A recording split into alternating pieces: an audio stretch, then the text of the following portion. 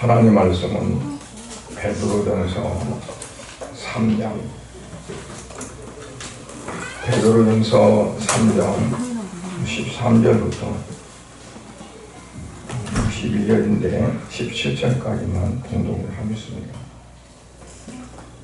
베드로전서 3장 13절부터 17절까지 공독합니다.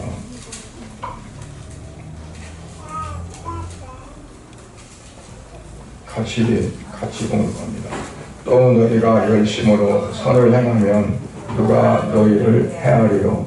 그러나 우를 위하여 고난을 받으면 복이 있는 자니 그들이 두려워하는 것을 두려워하지 말며 근심하지 말고 너희 마음에 그리스도를 주로 삼아 거룩하게 하고 너희 속에 있는 소망이라는 이유를 묻는 자에게는 대답할 것을 항상 준비하되 온유와 두려움으로 하고 선한 양심을 가지라. 이런 그리스도 안에 있는 너희의 선행을 욕하는 자들로 그 비방하는 일에 부끄러움을 당하려 함이라.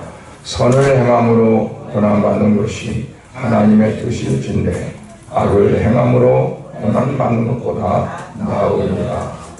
아멘. 하나님 아버지 은혜를 감사드립니다. 오늘도 우리에게 거룩한 주의를 주셔서 아버지 앞에 예배드리게 하시되 또한 부활주의를 통해서 부활의 생명으로 우리가 살아갈 수 있는 귀한 시간도 허락해 주심을 감사드립니다. 이 시간 말씀을 통해서 잠시 묵상하며 또한 말씀을 나눌 때 우리 아버지 하나님 이 시간도 역사하셔서 하나님의 말씀이 우리 마음에 이제 뿌려지고 새겨지고 또 이 좋은 땅에 뿌려진 씨앗처럼 열매를 맺는 귀한 은총도 허락해 주셔서 우리 성도들의 모든 신앙의 삶이 날로 날로 더욱더 충만하며 주께서 기뻐하실 만한 아름다운 삶이 되어질 수 있도록 은혜를 베풀어 주시옵소서. 예수님 이름으로 기도드리옵나이다. 아멘. 베드로전서는 특히 이제 소망이 있는 그러한 서신이라 이렇게 말해도 합니다. 물론 모든 말씀들이 우리에게 새로운 소망을 주시고 또 생명을 주시는 말씀이지만 특히나 베드로전서를 가리켜서 이렇게 말씀을 합니다.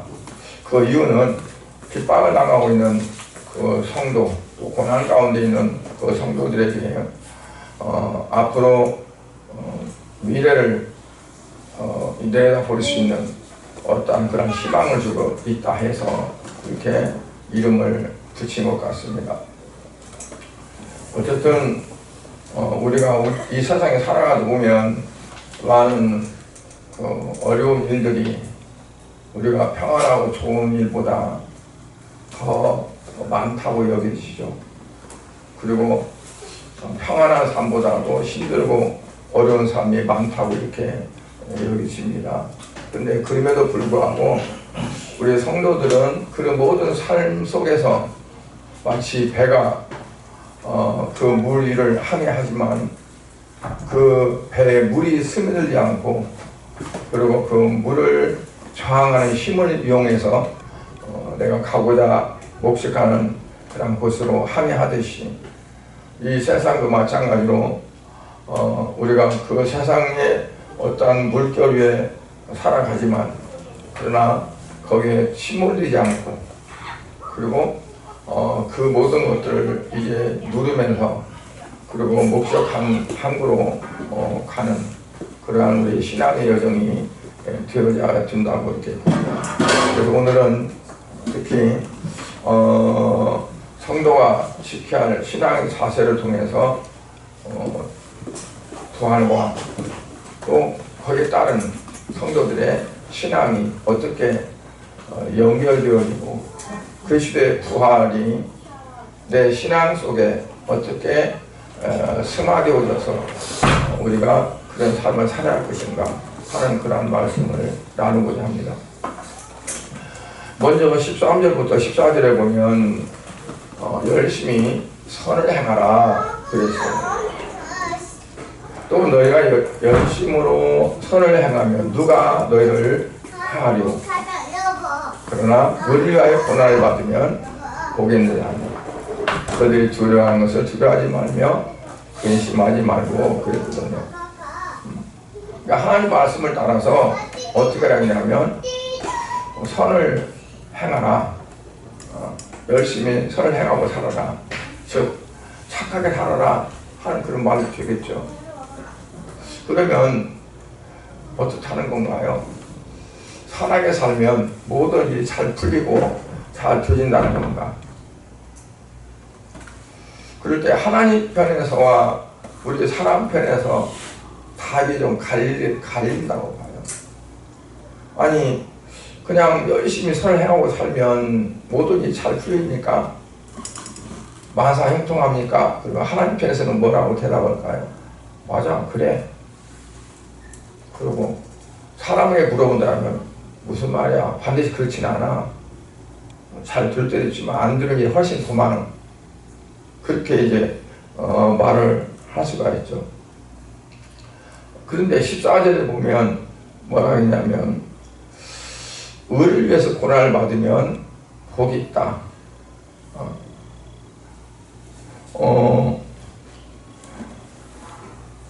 특히 이제 14절에 보면 그러나 의를 위하여 고난을 받으면 복이 있는 자인데 그들이 두려워하는 것을 두려워하지 말고 근심하지 말라. 어떤 자들이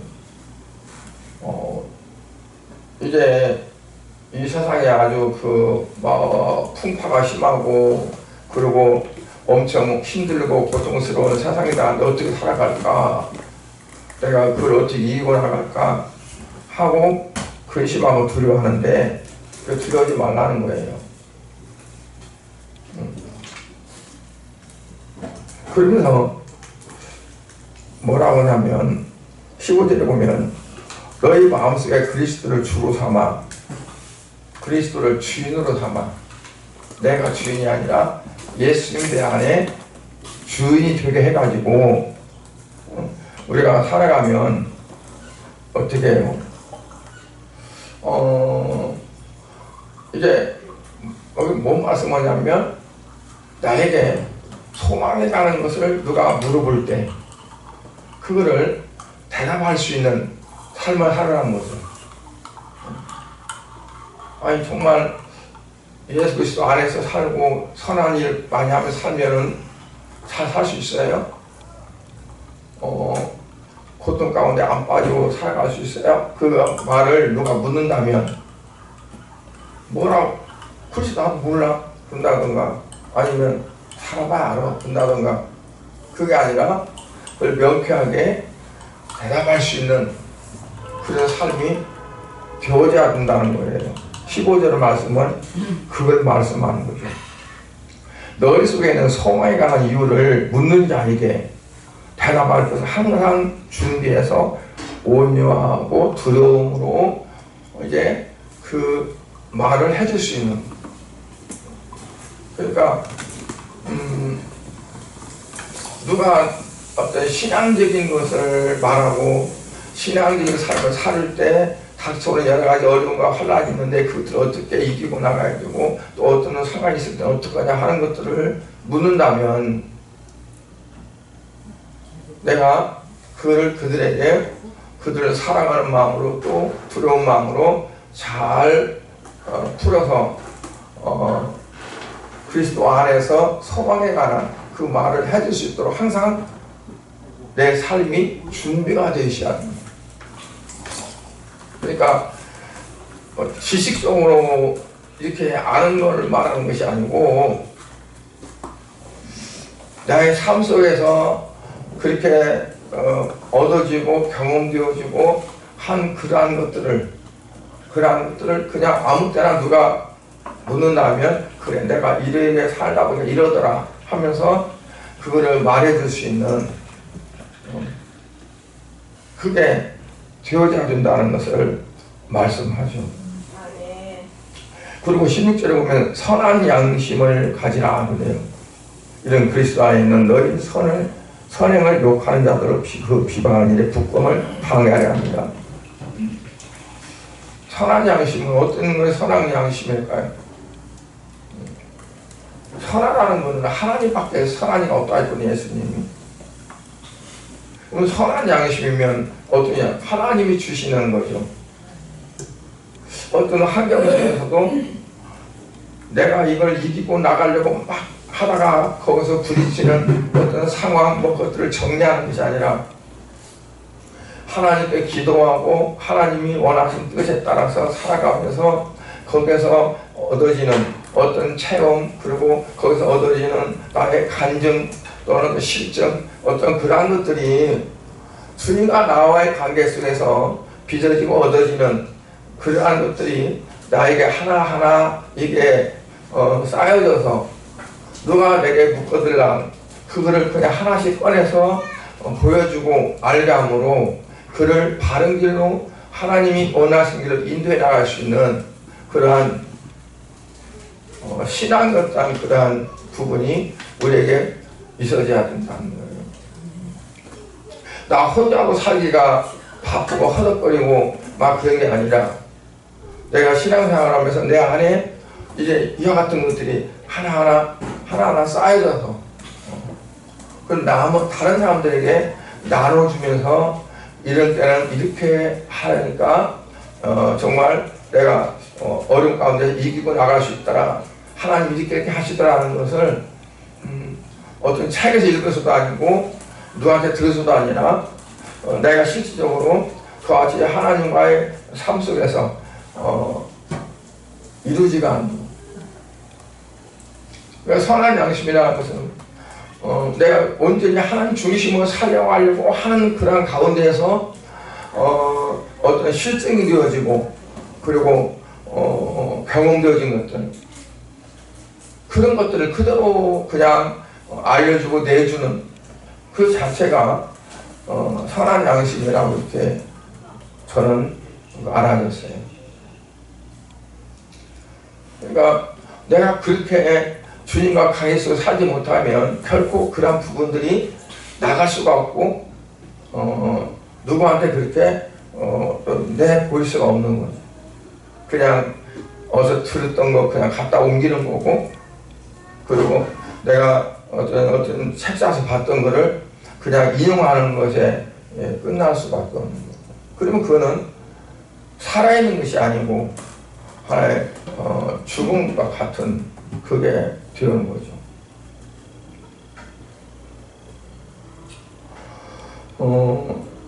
그래서 이제 뭐 하나님은 그래 맞아 그냥 믿음으로 그리고 오직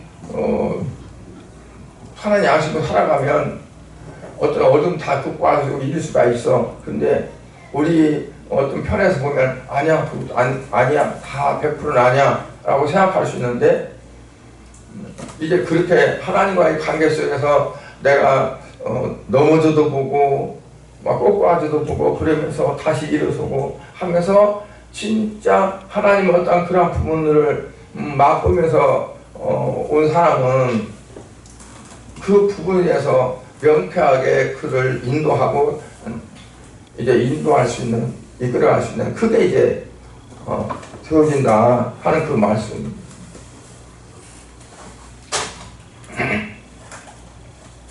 그리고 15절에 보면 예수 그리스도를 주인으로 삼고 그리고 마음을 거룩히 하라 그랬어요.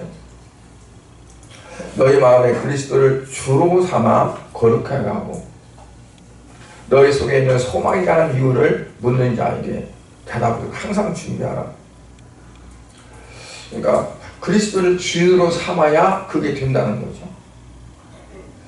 그러니까 그리스도를 주인으로 삼는다는 것은 내가 주인이 아니라 주님이 나의 주인이고 그래서 내 마음대로 할 수 있는 것이 하나도 없고 어떤 걸 하든지 간에 다 주님께 내가 여쭐 수밖에 없고 그래서 주님께서 나에게 뭐라고 하시는가 하라고 하는가 하지 말라고 하는가 어떻게 하라고 하는가를 항상 이제 들으려고 하고 거기에 귀를 기울이려고 하고 하는 거죠. 디모데후서 4장 10절에 보면 데마라는 사람이 이름이 나오는데 이 데마도 사도 바울의 제자 중에 한 사람이에요. 거기에 이제 사도 바울의 그 제자 중에는 여러 사람이 있잖아요. 그런데 유독 이 데마, 왜냐하면 이 데마에 대해서 뭐라 하냐, 이 세상을 사랑해서 나를 버리고 대사라냐로 갔다. 그러니까 바울이냐 세상이냐, 사도 바울을 따라가면 고난이, 고통이 따르고. 그러니까 이건 이제 지금 사도 바울 두 번째 감옥에 가셨을 때의 얘기거든요. 첫 번째까지도 이 데마가 견뎠어요. 그런데 이 사도 바울이 첫 번째 감옥에 갔다가 풀려 나왔었는데 다시 또 감옥이 똑같이 해요. 그러니까 회의를 느낀 거죠. 도대체 이게 뭐야? 예수를 믿고 신앙생활 하면 뭐가 좀 잘 풀려야 되고 어려운 상황도 좀 다 없을 수는 없겠지만 그래도 이건 뭐 계속 감옥 속에 들어가 살아야 되고. 그러니까 이 데마가 나는 모르겠다, 난 이제 갈 길로 갈래 그러고 갔는데 대사로를 갔다는 거예요. 전서에 의하면 다른 데서 말하는 거 보면 이 데마는 이방 그 신의 제사장이 됐다고 그래요. 아주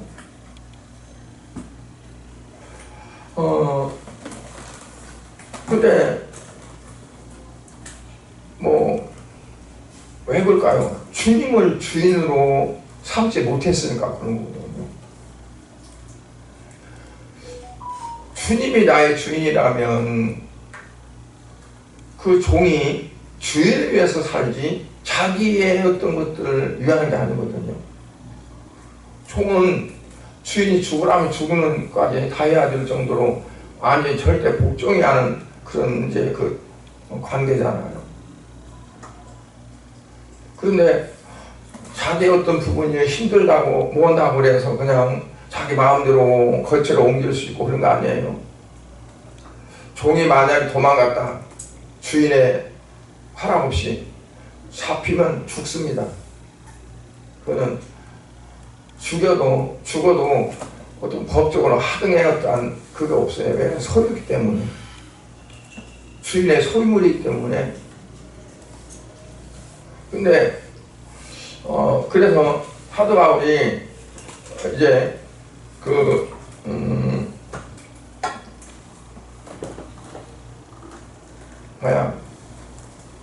빌레몬에게 이제 보내면서도 편지를 써서 내가 이제 그러니까 빌레몬의 종이 나왔다가 이제 말도 없이 나왔다가 사도 바울을 만난 거예요. 그래서 복음을 받고 그랬었는데 이제 다시 주인한테 갈 때 이 사도 바울이 편지 써서 보내요.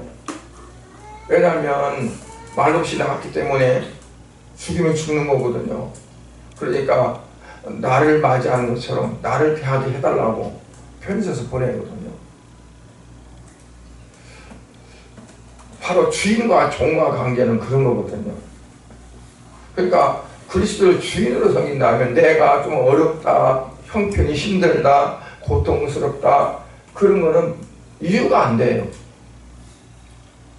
오직 주인이 원하는 대로, 주인이 시키는 대로 그렇게 하거든요. 그래서 너희 마음에 그리스도를 주로 삼아, 주인으로 삼아 거룩하게 하고 너희 속에 있는 소망에 관한 이유를 묻는 어떤 이들에게 내가 이렇게 살았고 이렇게 했는데 처음에는 고달프고 힘든 것 같았었는데 정말 그 안에서 기쁨이 있고 평강이 있고 소망이 있더라 하는 것들을 말해줄 수 있는 그러한 것을 항상 준비를 하고 그랬어요. 그래서 그리스도를 나의 주인으로 모셨으면 어떠냐? 끝까지 변함없이 계속 섬기라는 겁니다. 왜 그렇게 해야 되냐면 성도들이 가지고 있는 소망에 대해서 묻는 자리 있다면 그들에게 그 대답해 줘야 되니까. 나 참아 말 못해. 나는 배신하고 나서 그렇게 말할 수 없는 거잖아요. 그러니까 자기 어떠한 실패작을 말할 수 있는 없는 거잖아. 도움을 줘야 되는데.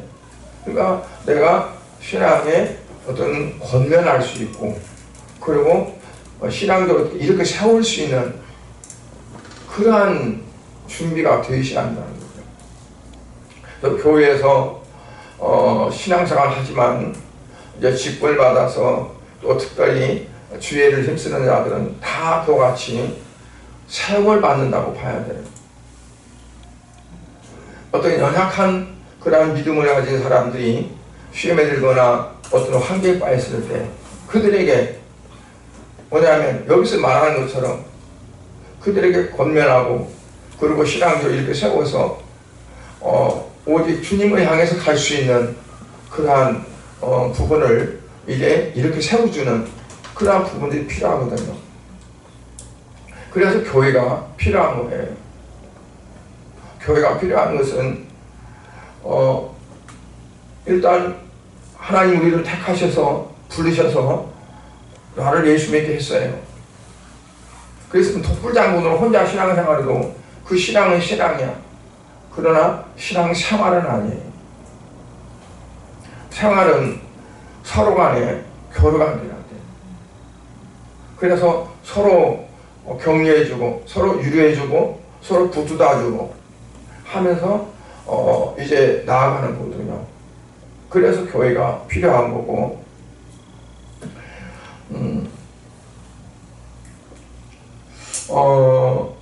그 당시에는 이제 순교할 수밖에 없는 경우도 많이 있었고, 그래서 많이 어려운 환난도 있고 그랬는데, 그때마다 어떠냐면 너 죽을래 살을래 하는 그 정도 협박도 항상 있을 수 있다고 해요. 오늘날 같으면 누가 당신 예수 믿으면 죽어 뭐 근다든가 그런 있을 수가 없잖아요. 그러나 그 당시에는 많은 핍박이 있었고, 사도 바울도 예수 믿는 사람들을 잡아 죽이려고 다메섹까지 갔었고, 또 스데반 집사가 돌에 맞아 죽이는데 돌 들어서 죽이는 자들 그들의 옷을 사도 바울이 가지고 있었고, 이런 살벌한 현장이 어느 곳에서 일어날지도 모르거든요. 그런데 그러한 것을 무릅쓰고 끝까지 신앙생활을 한다고 하는 자체가 평탄한 것은 아니란 말이에요. 평안한 것은. 그러니까 그럼에도 불구하고 정말 신앙을 계속 유지하면서 나아가려면 주님이 나의 모든 것이라고 하는, 나의 주님이라고 하는 그러한 어떠한 게 없으면 있을 수 없는 거죠. 요즘같이 좀 형편이 되면, 시간적 여유가 되면 교회 가고 또 신앙생활하고, 어렵고 힘든 일이 부딪히면 뭐 형편상 어쩔 수 없지 그러고 그냥 뒤로 물러서서 자기 중심의 생활이 되어지고, 그게 그 당시에 이 성경이 쓰여지는 그 당시에는 그게 있을 수 없었다는 거예요. 그렇기 때문에 그들이 그 환경 속에서 보면 이 말씀이 그냥 있는 게 아니라 누가 내게 절박한 환경이 있는 것을 그 나한테 얘기하면서 내가 이래도 예수를 믿겠느냐 그러고 말할 때 내가 그에게 뭐라고 말해 줄까? 그래, 어쩔 수 없다. 나중에 좀 조용해지면, 평안해지면 그때 예수 믿어도 괜찮지 않아. 그럼 지금은 예수 안 믿는다고 해. 그렇게 말하겠는가? 아니면 죽어도 나는 예수를 부인하지 못하겠다고 그렇게 말해야 된다고 그렇게 말해 줄 수 있겠는가?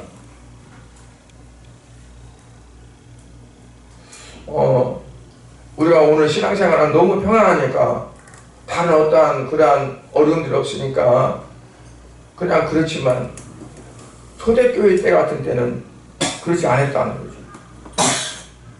16절에 보면요, 선한 양심을 가지라 그랬고, 이는 그리스도 안에 있는 너희의 선행을 욕하는 자들로 그 비방하는 일에 부끄러움을 당하려 합니다. 그러니까 내가 신앙생활하는 거 그 자체를 내가 욕하는 자들이 있다 볼 때 오히려 그 자들이 부끄러움을 느낄 수 있게끔 하려면 내가 어떻게 해야 되느냐, 선한 양심을 가짐을 통해서 나를 핍박하고 박해했던 자들이 스스로 그들이 부끄러움을 갖게 된다는 거예요. 그러려면 내가 얼마만큼 정말 독실하게 그러한 믿음을 가지고 나가야 될까요?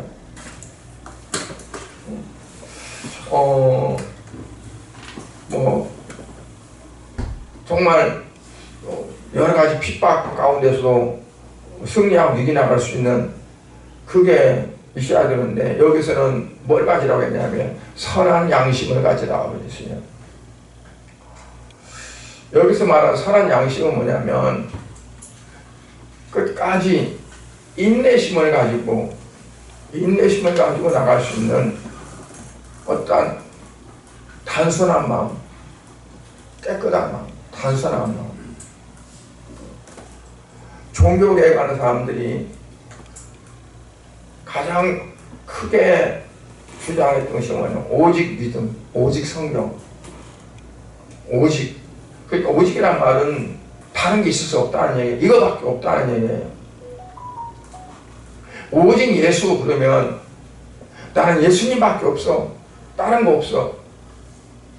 그러니까 선한 양심이라는 거는 뭐냐면 다른 것이 섞이지 않아. 순수해. 이거 아니면 또 이것 있고, 그게 아니라는 거죠. 그러한 나는 오직 예수, 오직 주님, 그게 아니면 얼마든지 내가 변통이 있을 수 있고, 응용을 할 수 있고, 택할 수 있고, 그렇게 되잖아요. 그러니까 신앙은 뭐냐면 오직 하나입니다. 오직 나 외에 다른 신이 없으니까. 그러니까 거기서 벗어나면 안 되는 거죠. 오직 나는 예수님밖에 없다. 그게 이제 선한 양심을 가진다는 거예요. 그러니까 우리에게도 기도할 때도 그러잖아요. 어떤 걸 놓고 목적하고 기도할 때 이게 반드시 이루어져야만 되고, 이게 안 이루어진다면 나는 그 이상은 없다. 그러면 죽기 살기 하고 이제 할 거 아니에요. 오직 그거밖에 없으니까. 그런데 기도하다가 뭐냐면 이해가 안 되면 어떡하지? 또 다른 거 제 이해 방법, 제 사회 방법을 다 미리 준비해 놓고, 그러면 하나님께서 어떻게 할까요? 너는 방법도 많구나. 내가 안 해줘도 방법이 많네. 그러고 하나님은 그 방법을 쓰라고 이제 그러시겠죠.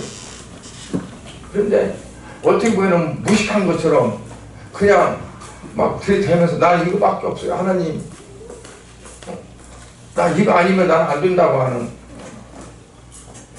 어떻게 보면 고집불통 같고 고지식한 것 같지만 신앙은 바로 그와 같이 한기라고 볼 수 있어요. 너희들이 언제까지 참고 견디느냐? 비방, 중상, 욕설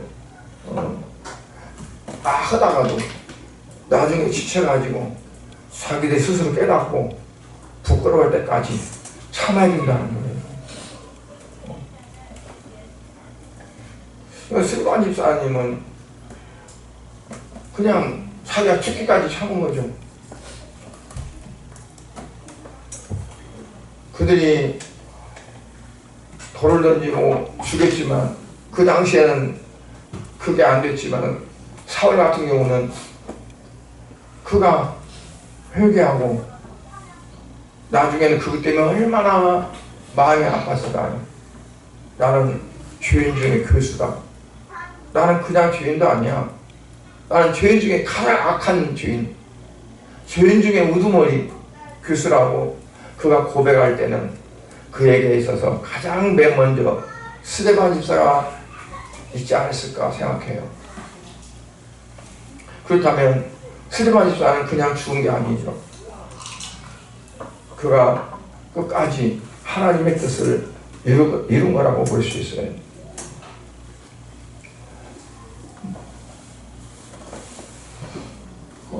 예수님은 어땠어요? 18절에 보니까 그리스도께서도 한 번 죄를 위하여 죽으사 의인으로서 부활한 자를 대신하셨으니 이는 우리를 하나님 앞으로 인도하려 하십니다. 육체로는 죽임을 당하시고 영으로는 살리심을 받으셨다. 예수님도 한 번 우리의 죄를 위해서 죽으셨고 그래서 우리의 모든 불의한 자를 대신했다. 그리고 우리를 하나님 앞으로 인도하셨다고 그랬어요. 그러니까 예수님도 이 땅에 오신 목적 그 하나밖에 없었어요. 겟세마네 동산에서 다른 길을 하나님 앞에 제시했어요. 아버지, 이거 말고 다른 길 없습니까? 할 수만 있거든 이 잔을 내게서 지나가게 하시고 다른 걸로 좀 해주시면 안 됩니까?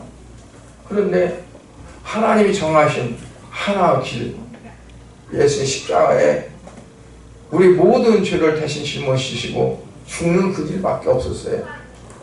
그 예수님은 그 십자가를 지고 골고다로 가셨고 그리고 끝내 아버지 나의 하나님 왜 나를 버리시나이까.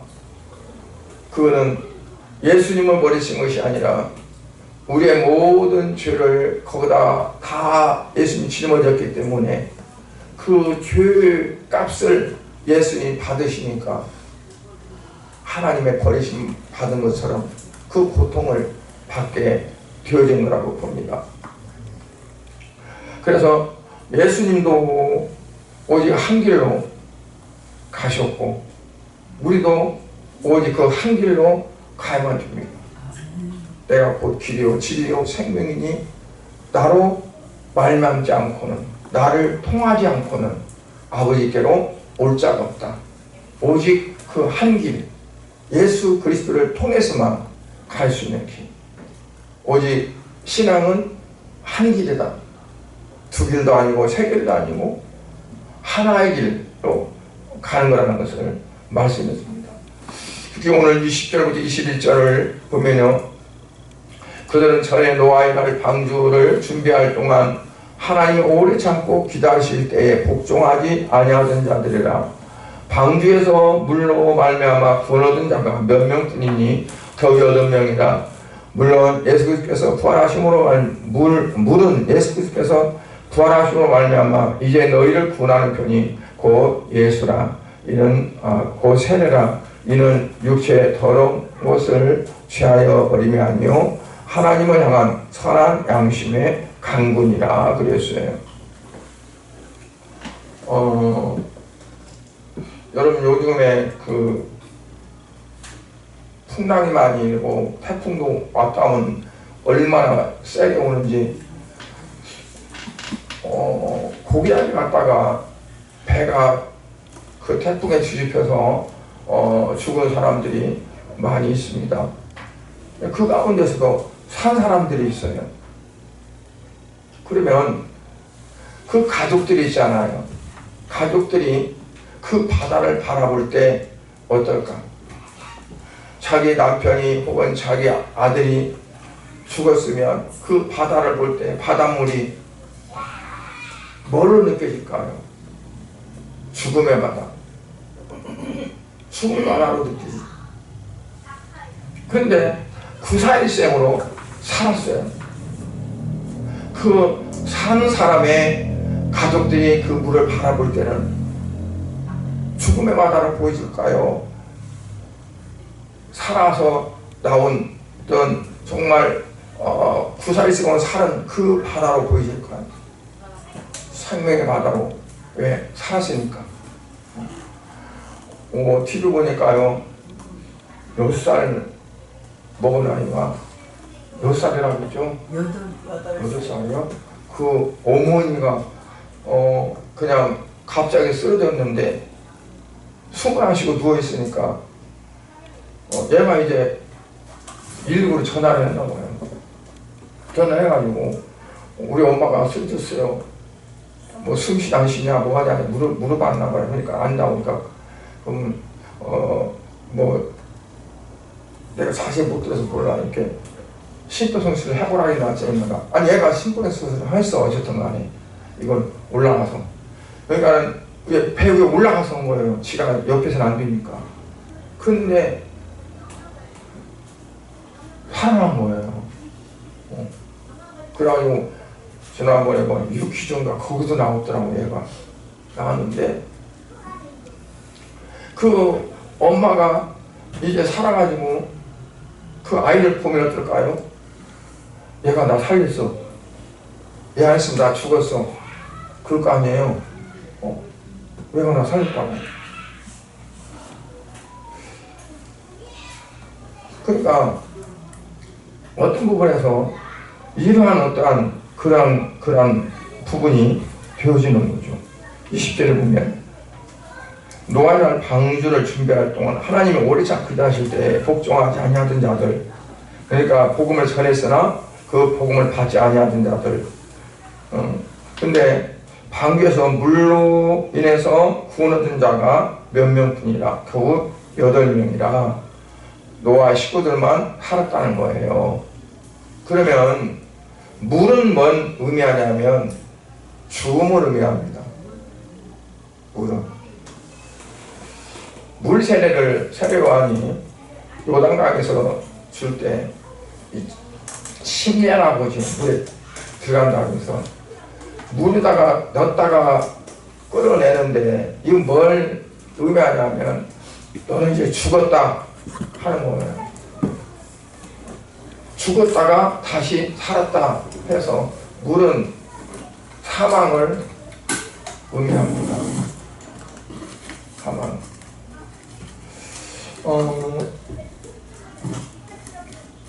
근데 그러면 이 물 들어갔다 죽었다 다시 살았으면 어떻다는 거예요? 죽음을 이겼다는 거거든요. 죽음을 이겼다. 여기하고 이 노아의 방주하고 지금 21절은 예수 그리스도의 부활하고 두 가지를 겹쳐놨어요. 20절은 노아의 방주 때 그때 하나님 오래 참고 기다리시다가 복종하지 아니한 자들을 물로 말미암아 심판했고, 그리고 그 방주 안에 있는 자들은 어땠어요? 물로 말미암아 구원을 얻었다고 했어요. 방주로 인해서 구원을 얻었다 하는데 물로 말미암아 구원을 얻었다고 그랬어요. 방주에서. 뭐냐면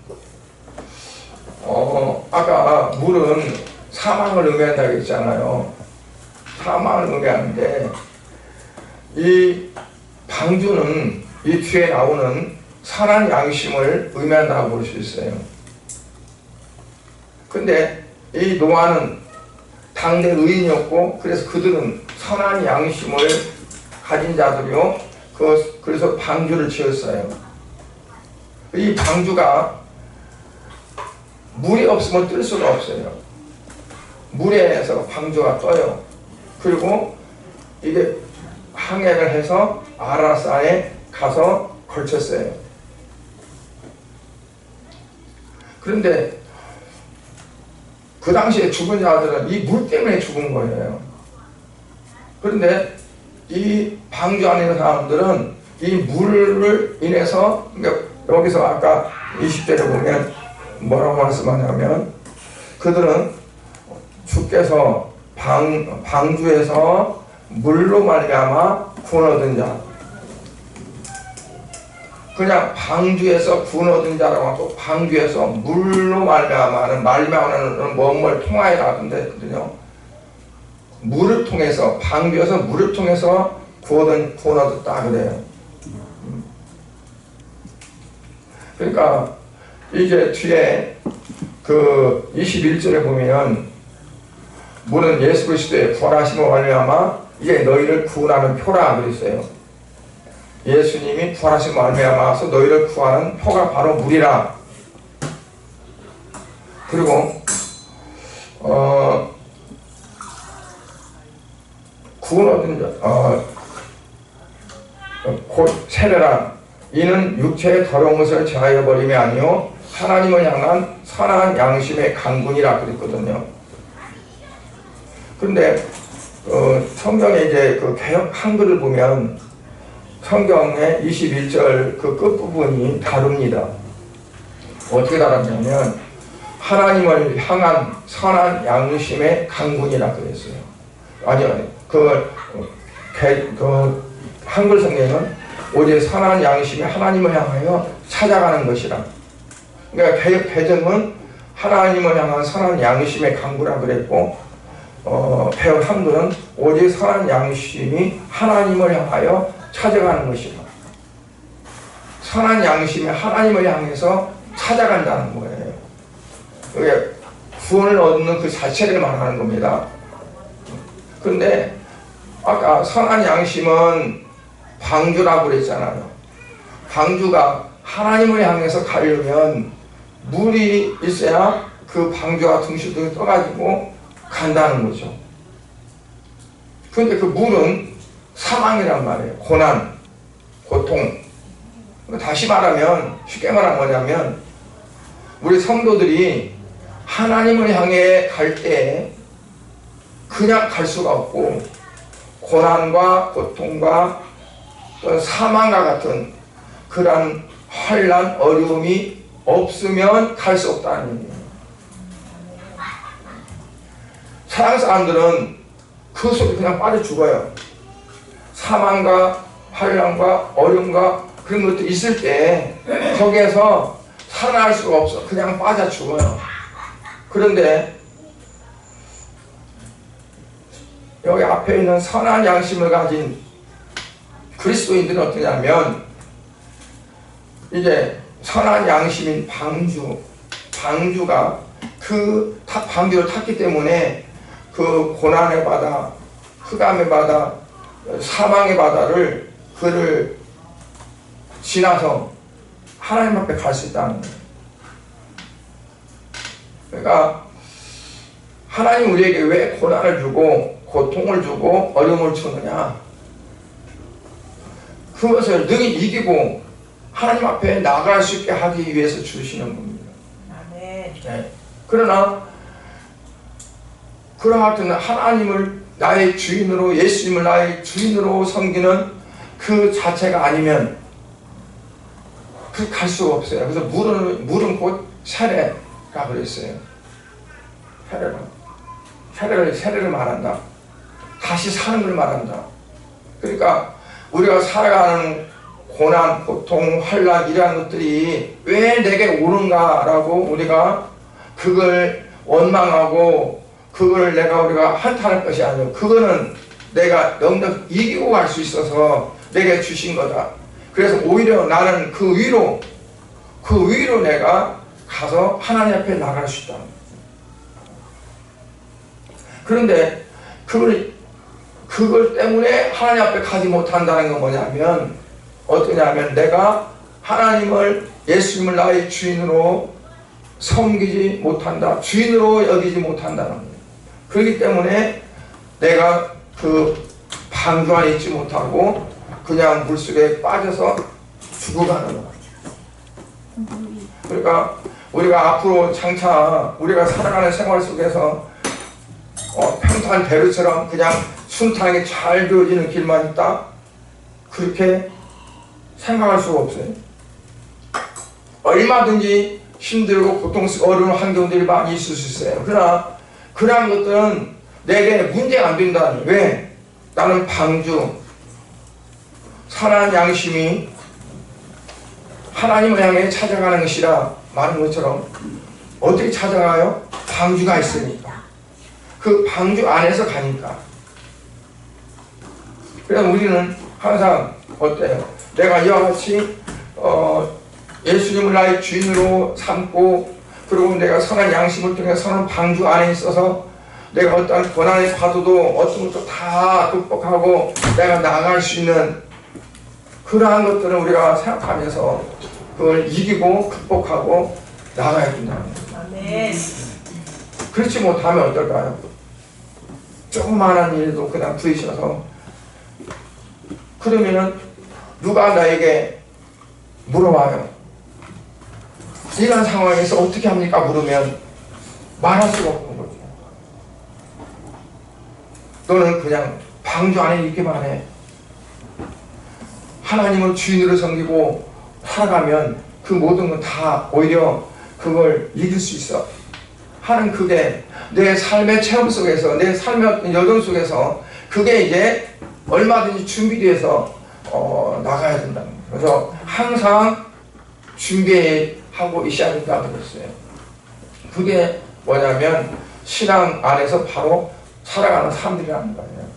그러니까 우리 양목교 모든 성도님들은 이처럼 항상 준비된, 어떤 준비냐면 누가 내게 묻는다 할지라도 내가 아는 지식이 아니라 내 살아가는 삶을 통해서 그들에게 신앙의 바른 정도를 말해줄 수 있고 그들 이끌어갈 수 있는, 그게 내게 있을 때 그가 한마디 한마디 해도 믿지 않는 사람들이 그 말에 그냥 쏠려서 예수를 믿을 수 있는 그게 되어지고, 그리고 나의 생활도 항상 주님 안에 살아가는 그런 삶이 되어질 줄을 믿습니다. 기도하겠습니다. 하나님 아버지, 주님의 은혜와 사랑을 감사를 드립니다. 오늘 말씀 가운데에서 정말 이제 우리가 하나님을 주인으로, 예수님을 주인으로 삼고 이제 살아가는 삶이 되어야 하는데, 좀 아직은 미약한 부분이 많지만 성령 하나님께서 우리에게 주장해 주시고 주관하시고 인도해 주셔서 아버지여, 그토록 참으로 누가 나에게 묻는다 할지라도 정말 내가 예수님을 주인으로 삼고 살아가는 그 삶 자체를 말해주고, 그래서 그들이 이 모든 세상을 넉넉히 이기고 나갈 수 있는 그런 삶이 되어질 수 있도록 은혜를 베풀어 주시옵소서. 예수님 이름으로 기도드리옵나이다. 아멘.